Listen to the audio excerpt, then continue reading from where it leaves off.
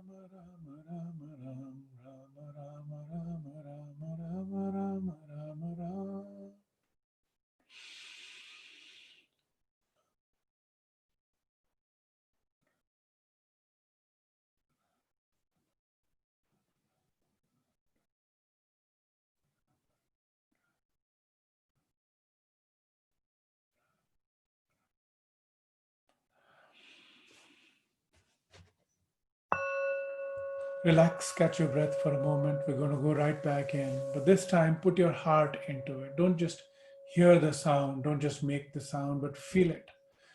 Feel the sound right in your heart and feel the purity, the sacredness, the beauty that comes with this chanting. It doesn't matter what your religion is, it doesn't matter whose name, whose holy name you chant. What matters is you put your heart into it. Now we're going to begin again. This time, put your heart into the chant. Exhale, take a deep breath. Inhale.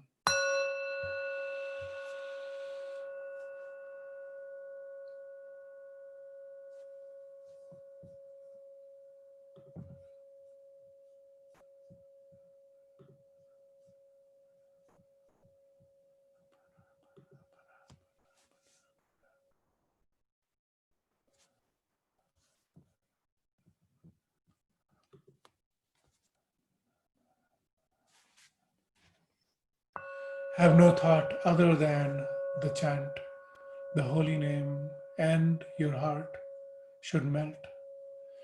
Chant with your mouth open and your heart completely open. No thought must remain, just the chanting, incessant, unstopping, unwavering, and completely firm in your heart.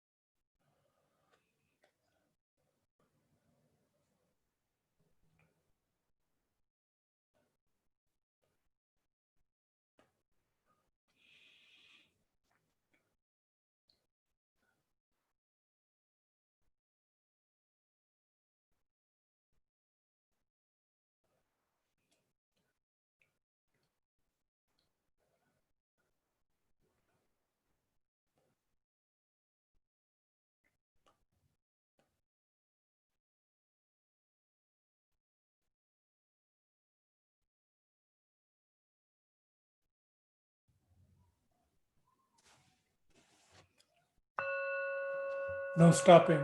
Just keep chanting as if you're trying to save your life, and there is a mortal danger that awaits you if you don't continue to chant. So chant as if your life depends on it. Continue chanting. No breaking, no stopping. Put your entire heart into it.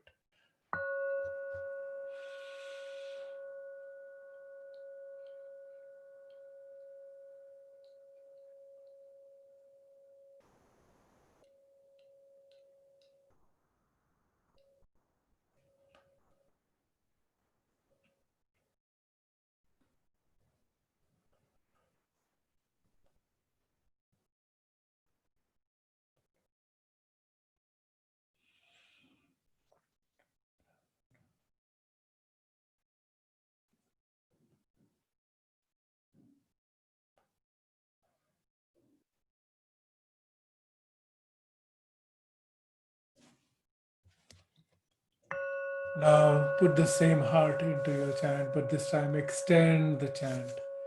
Make it longer. Rama Rama Rama Rama Rama Rama Rama Rama Rama Rama Rama Rama Rama Rama Rama Rama. Longer, more beautiful sound.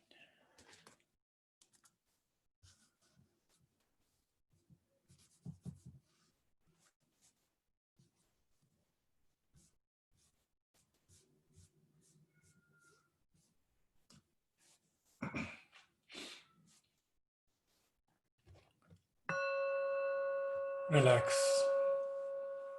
Keep your eyes closed.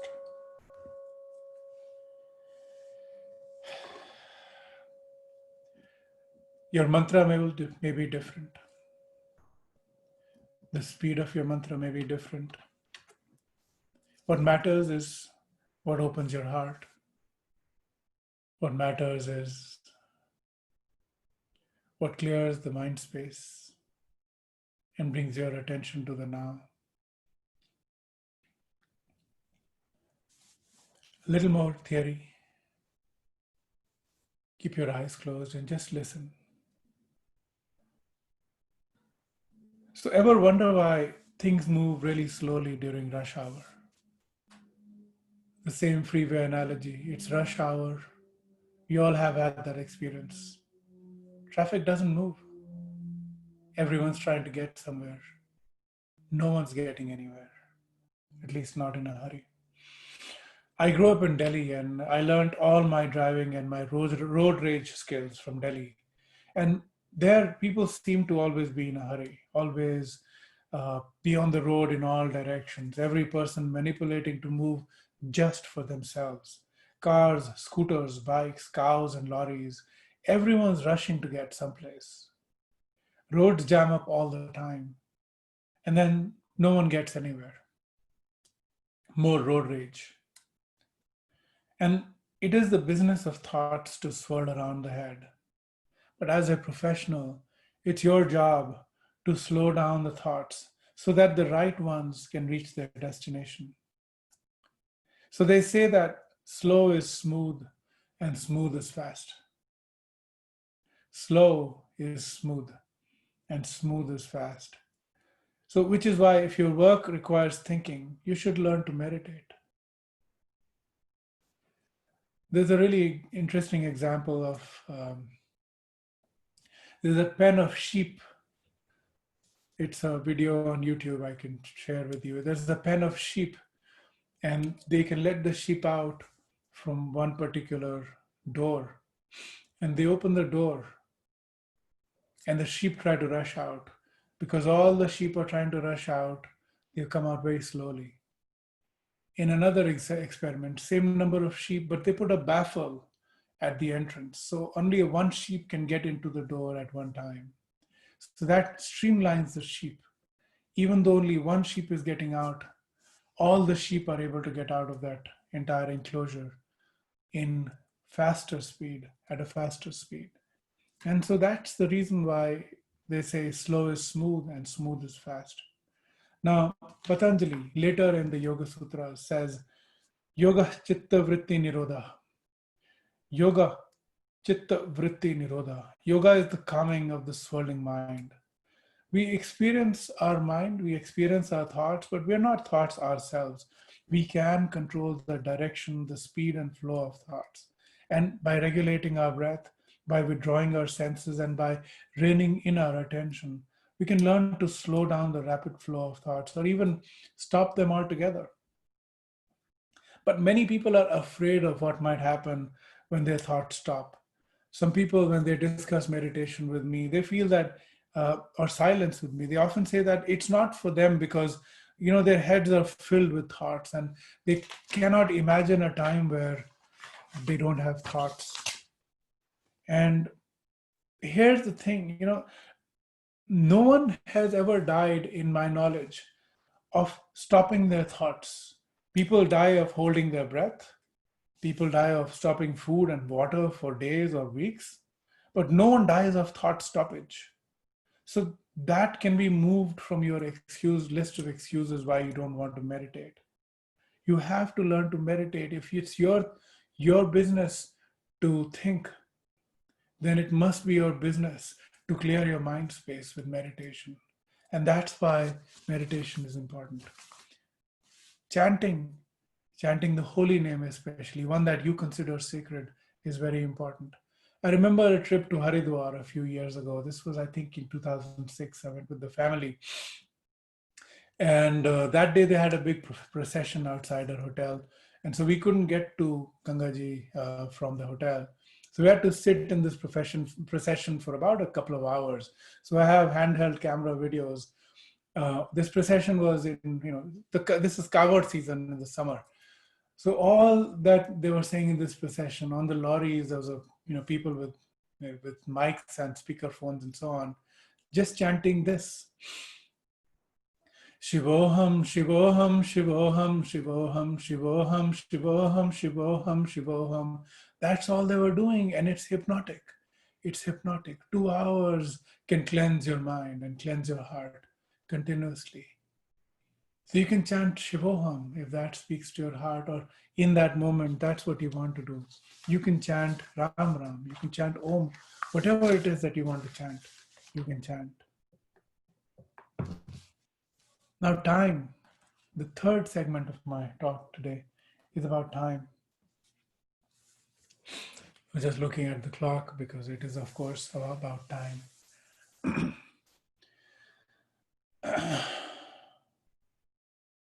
Tempus fugit, it's said in Latin, which is to say, time flies. And subjective time is the subject of this segment of the talk, which is time is very subjective. Our experience of time is very subjective. As proof, I'm going to give you a few sayings and phrases they say in English. Time flies when you're having fun. Time stood still. Those are all, they're not just figures of speech, they're actually describing experiences. When someone's in an accident, anyone's in an accident, if you've been in an accident or if you've had a sudden panic happen to you, you know exactly what's going on. Everyone who's been in an accident says the exact same thing. It's as if things were moving in slow motion. They have a heightened sensitivity, and everything seems to be moving very slowly, and they can observe things in far more minute detail. Time is very subjective. Our experience of time is the entire experience of life itself, but we learn to be distracted. And so we're living a very fractional, fragmentary life, because what we're doing is we're always thinking about something, busy being busy. And because of that, our experience of our present moment is poor quality. And and that's what makes this whole connection of the self and time very interesting, because time flies when you're having fun. And frankly, if you ask me, it's been almost 3 months since the beginning of the pandemic, and you know I don't feel it anymore.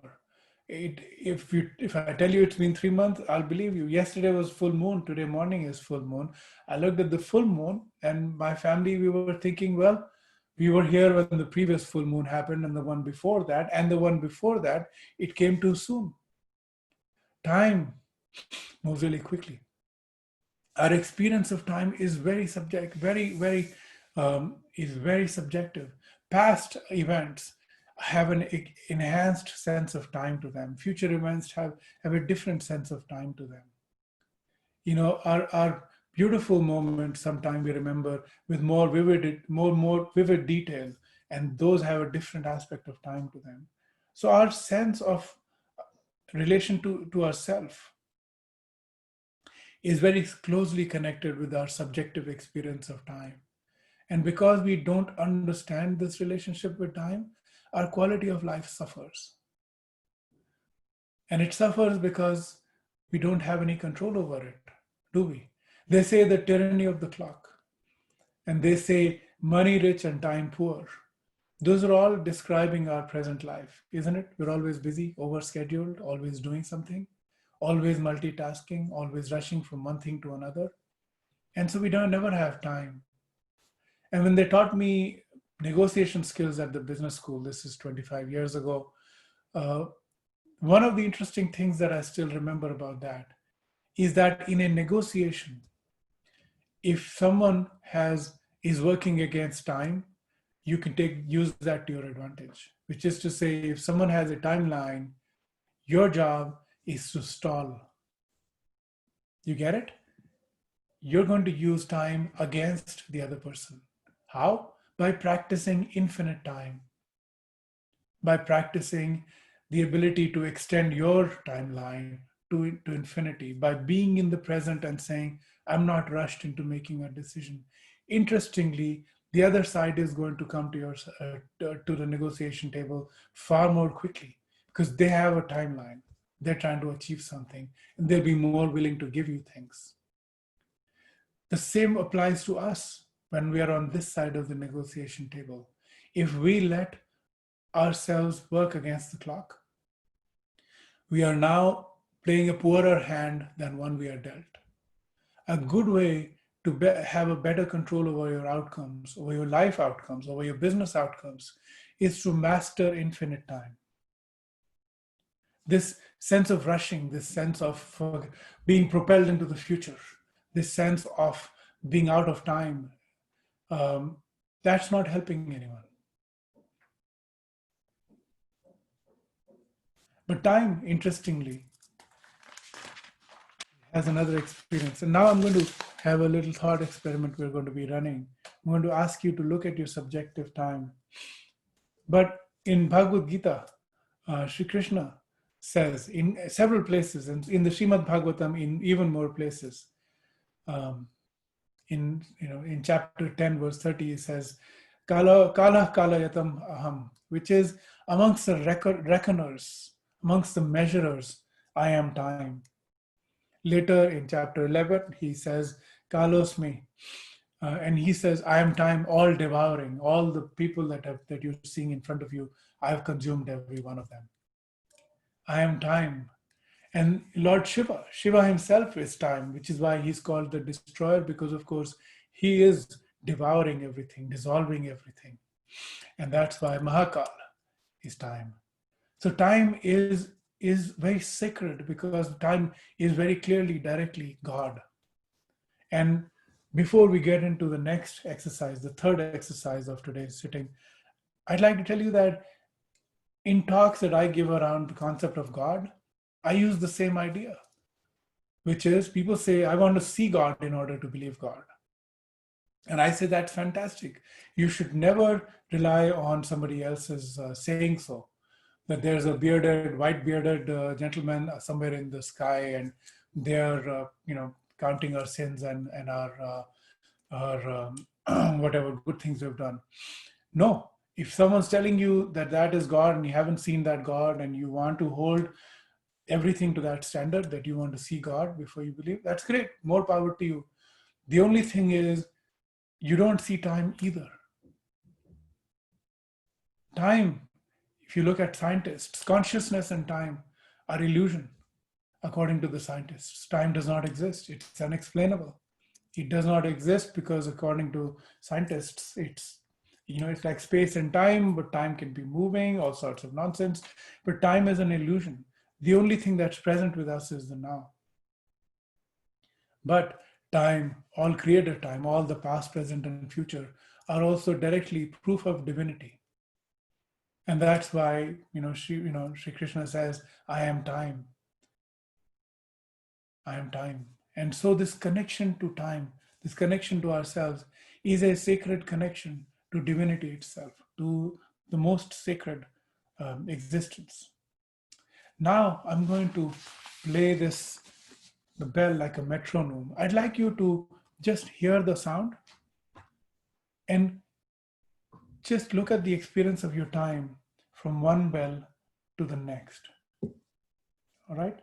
All we're going to do is simply observe the space between sounds. This is going to go on for a few minutes. Just observe the space. Don't try to think, simply observe your experience. How does this space, this moment feel? Ready?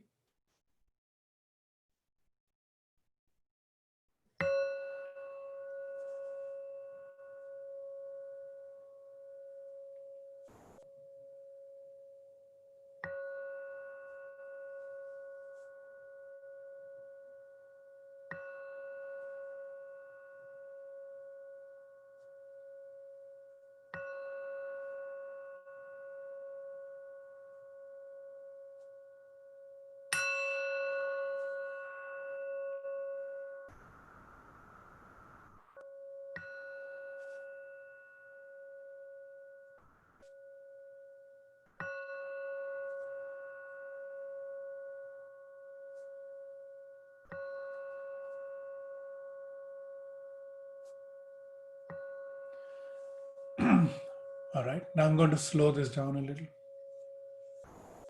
I'm going to ring the bell with a lesser frequency.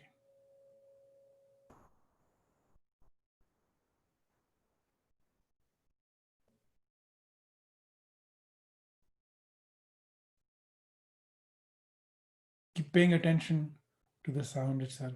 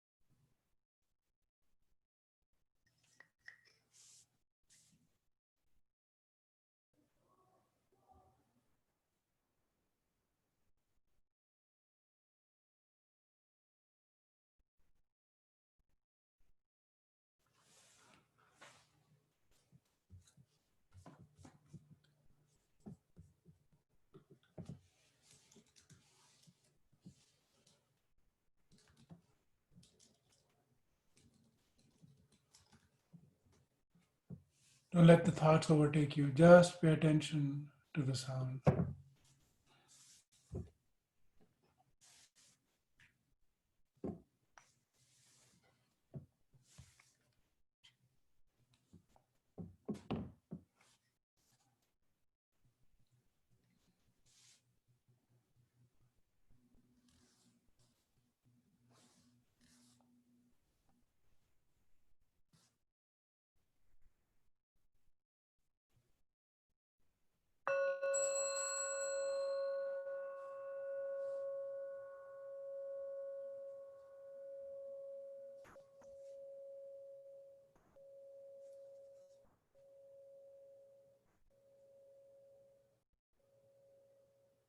Be in the now.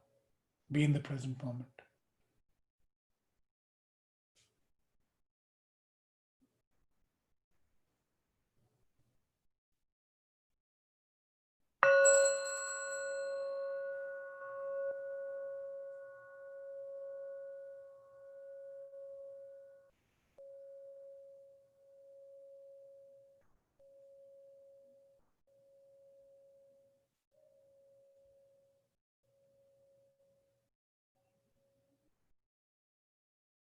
Stay in the moment.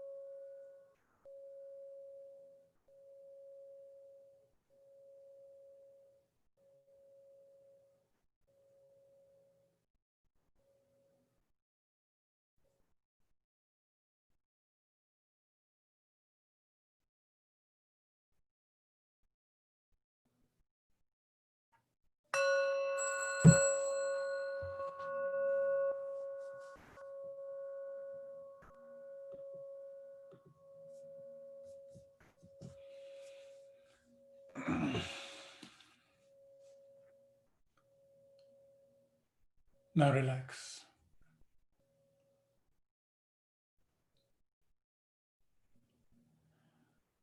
We're going to chant Om 3 times and then the closing prayers. Sarve Bhavantu Sukhina. Bring your palms together at the heart center. Pressing the palms together gently. Gently pressing your fingers together and gently touching the back of the thumbs into the chest. Bring your attention to the hollow space between the palms. We're going to chant Om 3 times. Exhale completely. Take a deep breath. Inhale. Om.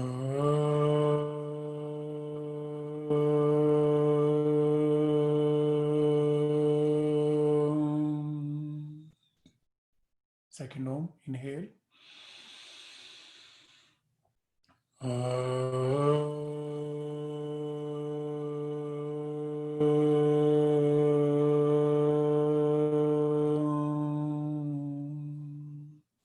Third Om. Inhale.